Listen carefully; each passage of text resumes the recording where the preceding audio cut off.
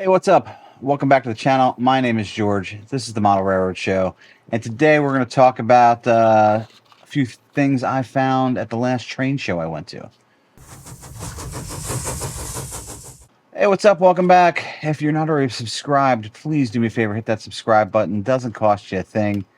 And back in the fall, and this video again is way overdue, I went down to Timonium. It's a really nice train show, Timonium, Maryland. If you have a chance to get there, they have a lot of really nice layouts. The fall one, they have, I think, 2 in the fall, 1 in the spring. The spring one was okay. It was better than stuff we have locally here, but the fall one was really good. There was a lot of vendors there at the fall one. Let's get to the cool stuff off the bat. I found open box, basically a bunch of box cars in an open box, and they were like 3 for $10. And so I picked them up, and they had no cases, no gel cases, which turned some people off.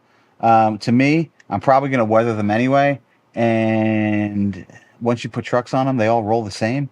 So I don't care if they're in a gel case. I really don't. The collectability of 98% of this stuff that they're putting out right now just is not going to be there. So a couple of box cars I got out of that. I got this Route of the Silver Comet. It's a Seaboard box car.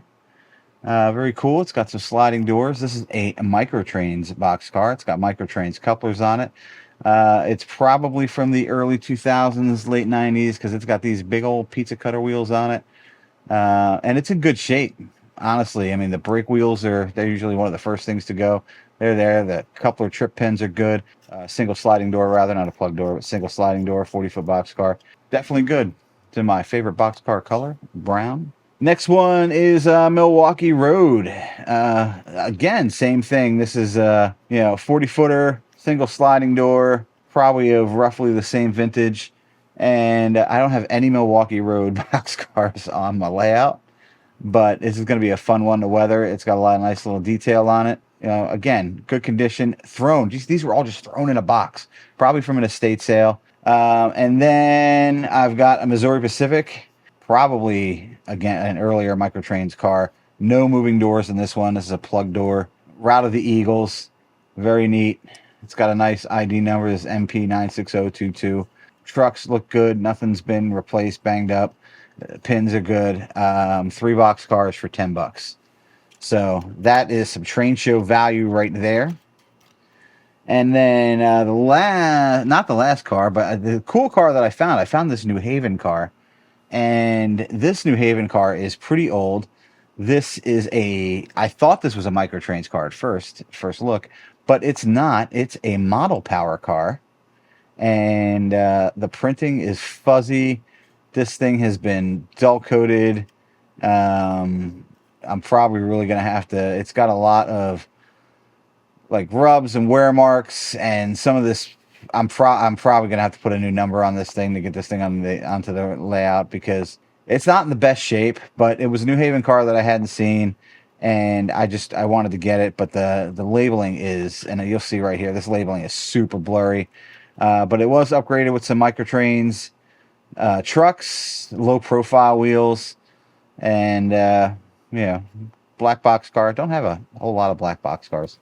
So last one, which was the first railroad that I thought I was going to model way back when I was living in North Jersey and in Hoboken, because we lived on the front door of it, is the Erie Lackawanna. This car is, and we'll see if my video on dating your Microtrains works well. This is a 1994 Microtrains car. This car is got Microtrains couplers, but these are not the OG couplers that it came with, because these are a very short shank. So I am sure that this is not how they shipped. These couplers are sometimes they look real great, these short shanks, when the cars are going around the track. But if you're operating, it's kind of tough to get a Rick's pick in there. It's but they do look great. So Microtrains couplers. It's got working doors. They're not too beat up. Gray Erie Lackawanna. It's these gray cars, man. They weather nice. So those are that's the rolling stock I got at the show. I didn't buy any locomotives at the show, and I don't usually buy locomotives at shows. And we'll get into like where most of my stuff actually does come from. Um, but another deal I got here, I got for $20. These are Woodland Scenics dry transfer decals, and you can never have enough of these, man. I got 1, 2, 3, 4, 5, 6 of these things for $20. And that is a deal. All different size lettering, all kinds of stuff. White and black, mostly lettering. And really, it is a deal. It's if you buy these, I mean, some of these are labeled $6.99. It all depends on where they come from. $5.79. I've seen them as high as $9 in hobby shops. So I got 6 of them for $20. I'll take it. Tough to pull the trigger on $20 for decals, but it's one of those things that when you see a good deal on them, you pick them up because you never knew. And then, if you know me, I have made a habit of collecting timetables, and I have no idea why. I just think they're cool. They're cool to look at. I love the advertisement on here. I love how these railroads marketed. This is a through train service to and from the South. Pennsylvania Railroad, and this is from October 28th, 1956, and very neat. They tell you a lot of stuff about trains, especially if you're really into prototypical modeling. They'll tell you the number of the sleeping, whether there's a parlor car, the dining cars. Sometimes they tell you all the stops, where this thing's going, the connections. These things are really just a piece of railroad history. And if you're looking for like some railroad stuff to collect, they're just a great start. They're usually cheap. You find them, a couple of bucks a piece. I usually, if I see extras, I'll buy the extras and I will list them on eBay. I don't have these listed yet, but I will. I'll put a community post up when I do list some stuff that I have that I'm going to list on eBay. And this is a New York, Baltimore, Washington one, Eastern Daylight Time. And the Lord Baltimore Hotel has a big advertisement in this. Really, really neat. The Drake Hotel has an advertisement here. Very, very, very cool. It's even the Drake Hotel, like they give you many rooms with TV and air conditioning, 30 stories in the heart of town in Philadelphia. And Harry H. Hogan was the general manager. So they just give you some really neat stuff in here. And this is a Bryn Mawr SEPTA one. All right. It's some people are really into SEPTA. I don't do a lot of SEPTA stuff. It's just not the area that I model. This one is from 1967. And this New York, Baltimore, Washington one I had mentioned, this is from 57.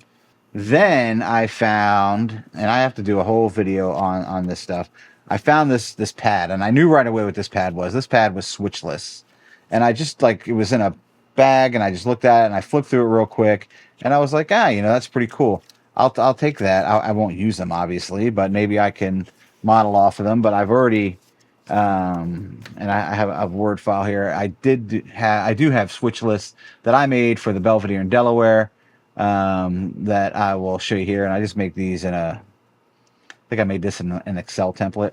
But the real switch lists are not far. And I did model this off of something I found online, but this is really not far from the real thing. And what's really cool about this is I open this up, and I'll show this to you here.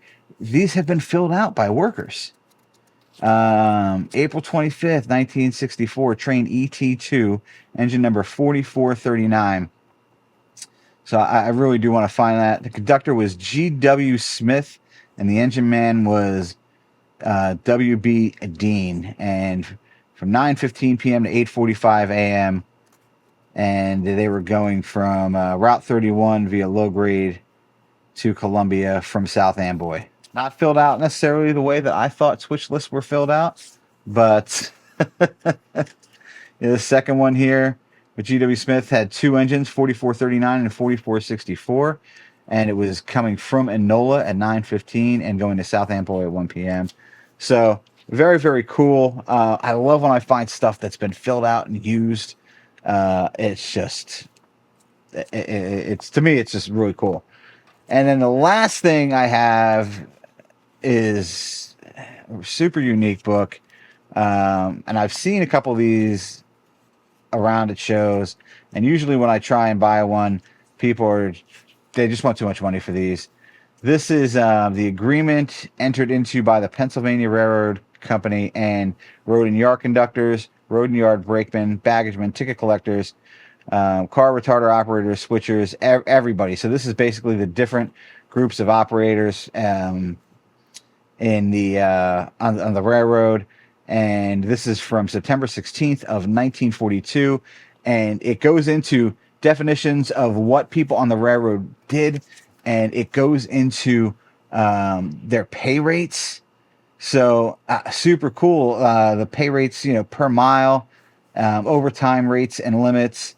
And right here it says conductors made $273 their rate per month. So I have to really get into this and see, because if you look here, there's a rate per mile, which is 6.08 cents, a rate per day, which is $9.12, a regular and overtime hourly overtime rate of $1.14 for conductors, and the rate per month was $234. Super cool. A bunch of stuff in here. It's conductors other than short turnarounds, average earnings of $942. That's probably $942 a day.